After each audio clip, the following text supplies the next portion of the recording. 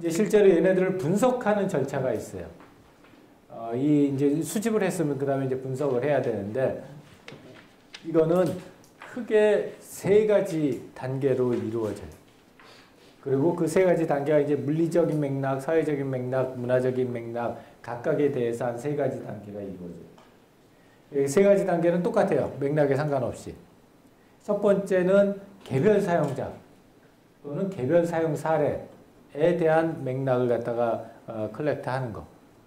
그걸 정리하는 거. 그게 첫 번째. 여러분들이 지난주에 이번 주에 제출했던 개별 시퀀스 모델하고 똑같은 거예요.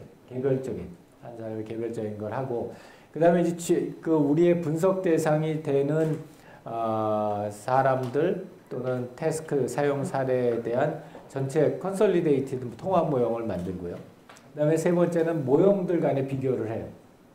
이 비교는 여러 가지 조건으로 비교를 할 수가 있어요.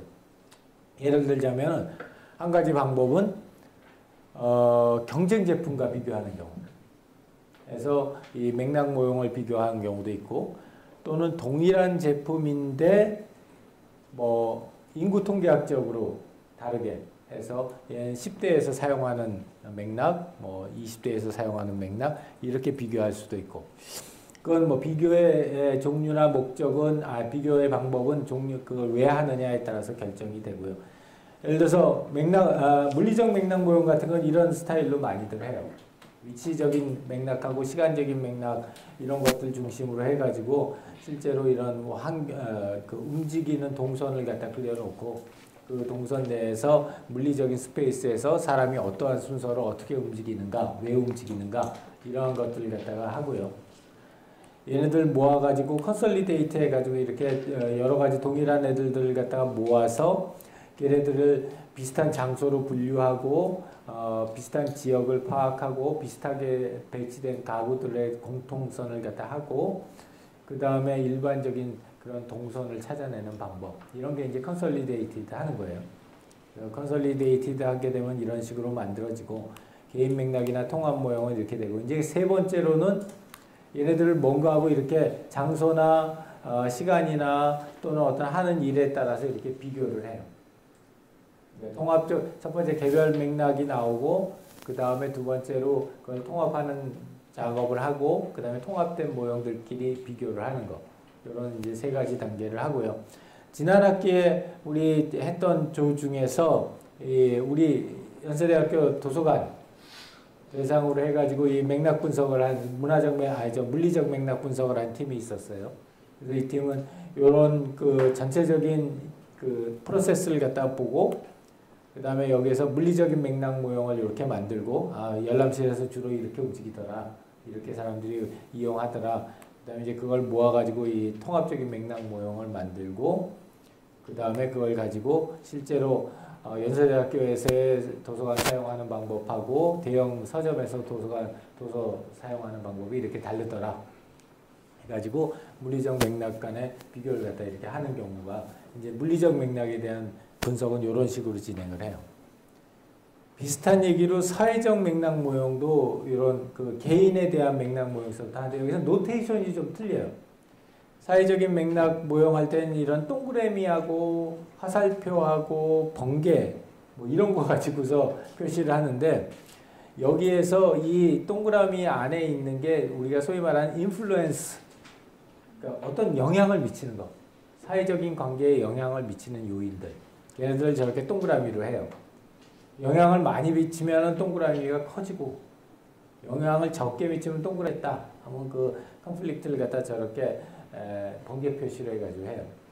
이게 그 사회적인 맥락을 갖다가 개인적인 각 개인의 이거 뭐 예를 들자면은 핸드폰을 사용할 때의 개인의 사회적인 모형이다. 또는 아까 얘기했던 뭐 인스타그램을 사용할 때 개인의 사용적인 모사. 경영학과 이규원이는 이렇게 인스타그램을 사용하더라. 이런 걸 갖다 이렇게 생각하면서 하더라. 그리고 뭐 그 양지호는 카톡을 갖다 이렇게 사용하더라. 그러면 이제 그 사회적인 그 사용에 영향을 미치는 사회적인 영향 요인들을 파악을 하고 걔네들 간의 관계를 이렇게 보는 거예요.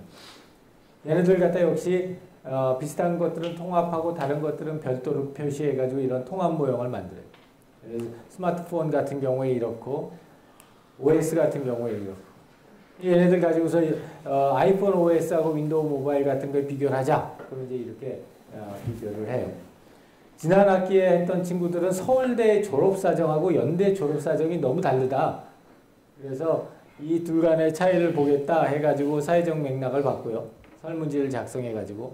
그래서 이렇게 해서 각 개인별로 사회적 그 졸업사정의 과정에 영향을 미치는 요인들을 분석을 했고 걔네들을 가지고 통합적인 이런 모형을 만들었고 그래서 서울대하고 연대하고 이렇게 다르다. 결론적으로 서울대가 훨씬 잘한다. 학술정보원장 뭐 하는 거냐? 뭐 이래가지고 새로운 시스템 만들어라. 뭐 이런 걸로 썼어요.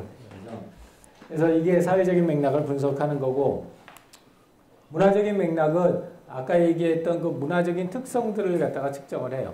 개인의 문화적인 특성 이런 모습으로 해가지고 핑거프린트 뭐 여러분들 많이 썼을 텐데 이 핑거프린트 가지고서 문화적인 특성을 갖다가 표현하고 개인적인 거는 한 사람 거니까 그냥 하면 되고요.